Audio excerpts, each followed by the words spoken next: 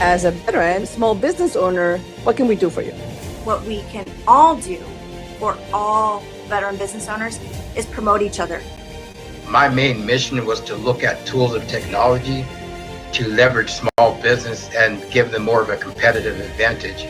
My mission for Veteran Bargains is very simple: to help vets. That story in itself, to run for Vista City Council, is a journey. I think this is an opportunity to really collaborate with those gone before us. It's really kind of a labor of love. And now your host. We have an Navy for 4.5 years as a corpsman EMT supporting the South Pacific. And this, after the military, it drove him to create PIMLAR Solutions as a serial entrepreneur. And so we want to go dive in and ask him, what is PIMLAR Solutions and how is this helping our veteran community? How are you doing, Laura? Great. Thank you for tuning in. Thank you for coming. Tell us about yourself and your military story. And then, of course, shortly right after, we'll bring Joe in and tell us all about PIMLAR. But first of all, tell us about you. So, I mean, I'm a veteran just like everybody else. When I was 19, I joined the Navy. The Navy sent me off to the USS Sterett in the South Pacific, and I got to live in the Philippines for a while, which was great. Served as a corpsman on board, and then off to Naval Hospital Orlando, where I was an EMT and went through paramedic school.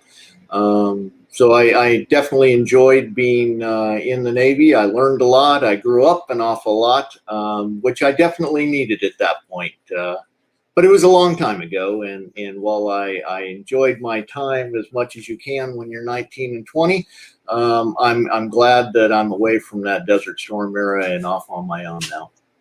And we're glad that you are now as a veteran and serial entrepreneur, providing great services for our community. So tell us about PIMLAR and how to be the founder and create this great organization. Absolutely, be glad to. So I, as you said, I'm a serial entrepreneur. I've owned several different businesses and grown them.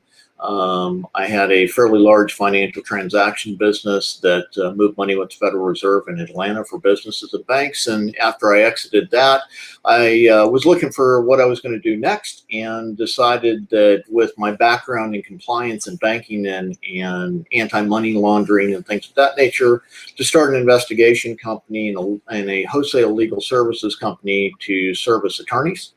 And that led us, we do a lot of fraud work and compliance work, but it also led us into veterans benefits, which seems very disparate from financial fraud, but the reality is it's not. We do a lot of evidence review. And that's where you look at a lot of big data. Could be a data set from financial records, or it could be medical records from veterans benefits. And we use automation to go through those and help look at the statutes and the regulations and develop legal strategy and briefs from that. So happy to be here and talking about veterans benefits today and what we do and how we can help veterans better understand the system that's really, really complicated. Absolutely. Thank you. And I'm going to take just full advantage that Joe is here from the beginning of the segment and bring him right on, because this is right on his alley. This is the subject that he's very passionate about, and we love that he's always able to identify great resources such as yourself. So let's dive into all the questions. Well, oh my gosh. Well, thank you, Laura. And thank you, Greg, for the opportunity and for collaborating with us. And Greg is not only our guest today, but he's also our sponsor, and we thank you for that. We're really appreciative of what you and your company have collaborated with us and your support. We're really thankful and we appreciate it. But most of all is the tremendous ability for you to help veterans is amazing. I really like the idea. Every veteran should be talking to you, honestly. Because every veteran at one point or another, whether they're disabled or not disabled, it comes to a point where there is a question whether I should apply, not apply, what qualifies. But the maze and the web to navigate through that process is extremely overwhelming. So it really kind of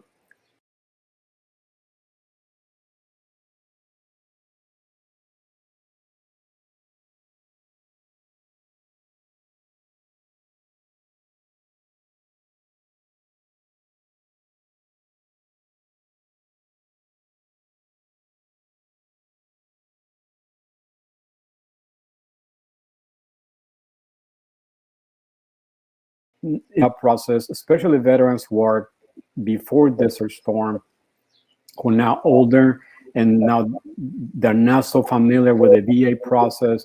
So having people like you, having companies like your company is a great asset. So I'm going to ask you the questions that every veteran who I talk to about this has asked me.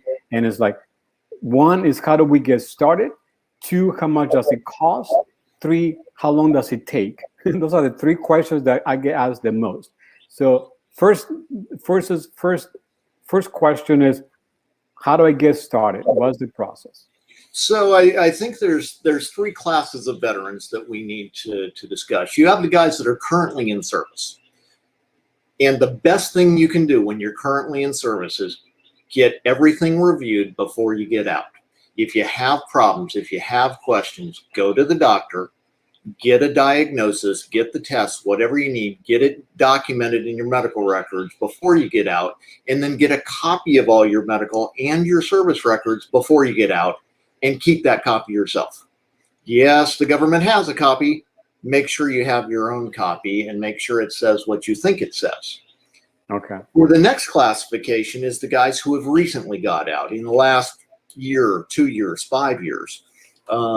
Those folks, it's much easier to get a service connection for a disability because they're recently out.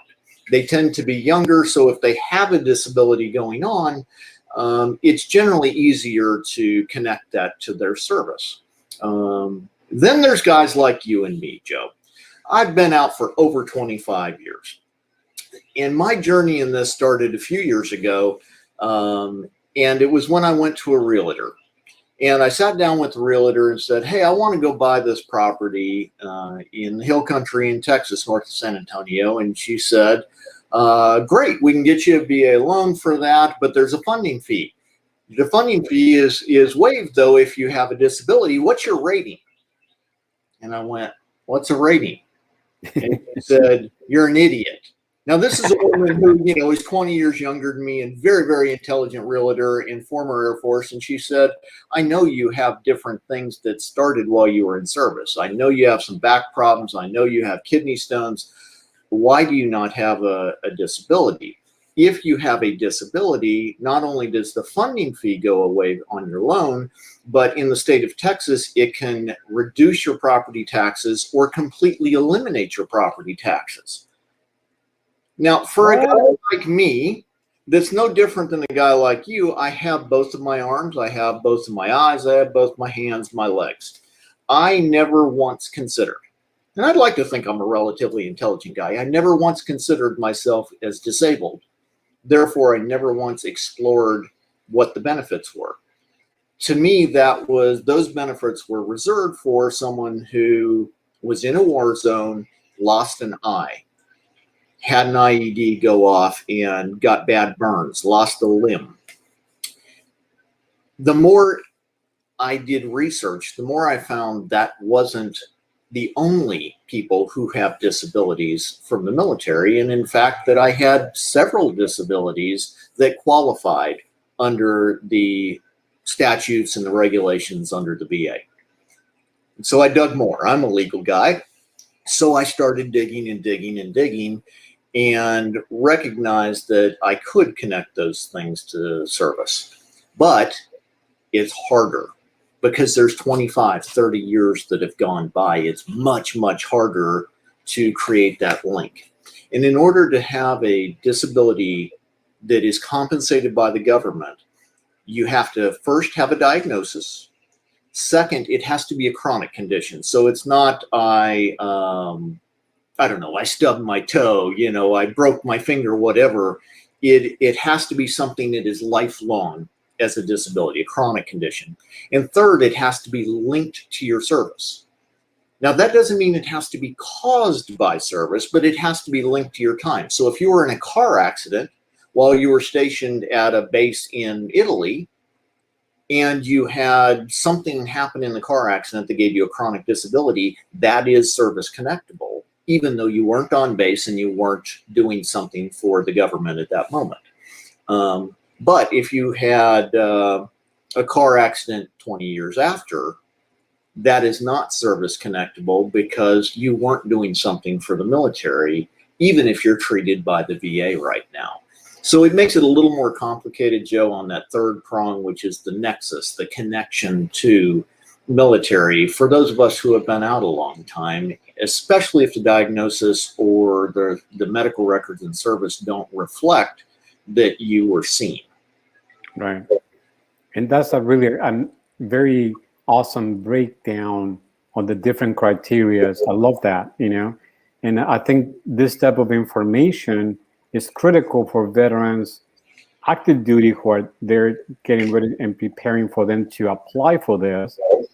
Recently, people who are getting out, and for the rest of us who have been out for a while, what do we do? So, and I know you and I were talking about bringing this segment on a more a sequential basis and basically cover different topics, and we'll bring that to the attention. We'll promote that later. But I would like to go into my next question is, well, if I decide to go in and follow this process, what does it cost me to go and talk to you? And that's a great question. I'm going to back up and make sure I answered question one first, if you don't mind. And that is, how do you know that you want to apply? How do you make a decision that you should apply? Make sure you understand what the criteria are and that you've met those three criteria for being connected, and then understand the process, which always starts with the decision I want to file and goes from there to filing an intent to file with the government, which then gives you 1 year for you to put in your claim and to develop all of the evidence and submit all of the evidence with your claim. But what does it cost? Nothing. It costs you $0 to file. Really? So there's no cost to the veteran? There is no cost to the veteran to file the initial claim. And it doesn't matter whether they file it themselves, whether they go with the Veterans Service Office to help them file it, or whether they go with an attorney or accredited claims agent to help them file it. There, by statute, by law, there is zero cost to doing that. Now, before you make the decision to file, if you get some advice from an attorney, you can be charged for that advice. And that can be really important for a guy your age, for example, or my age, in is it possible and what are plausible connections and should I file? That's good legal advice, and it is a legal process. So an attorney can charge for that. But once you make a decision to file and you submit that intent to the government, no one can charge you anymore until the claim is denied. So if you submit that claim, once the claim is denied, then professionals can start charging you. Now, it's important to understand you can file your claim directly with the VA all by yourself. Costs you nothing at all to do that. And if you are the type of person who has the evidence, who understands the laws, who can just go out and read and research and knock it out, go do it yourself. There's nothing prohibiting you from doing that. Log on to va.gov, get an account there, go through ID.me or through the DEER system, get a premium account, go submit. If you're like 99% of veterans that don't want to go read all the federal statutes, then you're better off to go with a veteran service organization. They have been designated by Congress to help veterans. You can go to your local VFW, you can go to your DAV, they'll help you. Or if you want the best help from a VSO that's out there, in my opinion, you go to the county or the state level VSOs. They're still free. They are mandated by Congress and paid by Congress to help veterans submit their benefits. And that's the best place to go for your initial filing. Now, if you're denied for whatever reason, then I would strongly recommend you stop and you think about, why was I denied? Is it something that you can easily go back and fix? It says I didn't provide this piece of evidence in your decision letter, and you've got that piece of evidence, submit it. Done. But if you don't understand why you were denied, then you have to decide, am I going to stay with the free VSO, which are well-meaning folks and great guys. So I don't want to suggest they're not. However, they are not attorneys. They are not experts in this area of the law. And so if you start to get into an area that gets more complicated, I strongly recommend you get with an accredited attorney. And the accredited attorney is the person who the VA has stamped off on, saying that they've done the continuing education necessary to be an expert in veteran law. And then they can charge you. So there is a cost, and that's dependent on the attorney working with you, but typically does not exceed 25%. 25% of? Yes, 25% of your back pay. So okay. To understand, and they may have an upfront fee, a retainer that they take in to review your case or to build the initial case for you. But from the point you filed the intent to file until the time the case is adjudicated, assuming you meet all of the legal deadlines, that is going to create a timeline from the time it's approved backwards to that intent to file. So if you started January of 2000 and you didn't get approved for 15 years and it makes it to January 2015, you have 15 years of back pay that they'll owe you based on the percentage of compensation that they award you. So basically what I'm hearing is that it's up to the attorney to decide, once they evaluate your case, whether they want to go and pursue it on your behalf on the potential getting that 25% of the back pay that you will get as a veteran. Correct. I think it's totally fair, but there's no out of pocket. So there is attorneys that will do it based on that risk perspective, and others that will do based on a retainer. Well, and it's usually a hybrid. So there's some attorneys, especially at the really big firms, that say, oh, we'll just take the back pay, but they tend to take a higher percentage. And then there's solo practitioners that are individuals, or 2 or 3 attorneys in the office, and it's fairly small. They typically take a retainer up front to cover their costs for the review, and then take a smaller percentage of the back pay. For audience, oh, go ahead, I'm sorry. Well, in the end, it's, it's apples and apples. It just depends on when the money comes out. To compare it to, and so audience can get more information, is like, what is the average retainer that attorneys look for? Can you give us a range? Yes, a range. I would not expect an attorney to ask for more than $2,500, and every attorney that we work with takes payment plans, so that if you can't afford $2,500 up front, they'll take a smaller amount. Now, with that said, we are on the wholesale side, not the retail, so I can give you concepts of what we've seen from retail attorneys, but we don't control their fees. We're just passing information along. Yes, and just for our audience to get an idea what to expect, whether it's $400 or $2,500, I want to know, because as in business, it's the return on investment that counts. It is, and so we helped a veteran out in December who has a great job. He's a senior programmer, and he filed for a condition more than 20 years ago and got denied after retiring from the Army. He got diagnosed in service. He had the evidence. He had his entire medical file in front of him. All he had to do was submit a single piece of paper, and he would have been approved. And it waited almost 22 years. And, he didn't need the compensation. So he wasn't seeking the compensation. He was just filing what he was entitled to, and then he forgot about it and walked away from it. I'll get back to it. And when he did, we looked at it and said, well, you didn't meet the time frames. However, because it was government evidence, it didn't matter that you didn't meet the appeal time frames. And we were able to get him service connected with 22 years of back pay at a very high percentage, because he had those medical records and he got diagnosed in service. So cash-in, right? That's a great savings account. It was over $300,000 for that individual. Absolutely.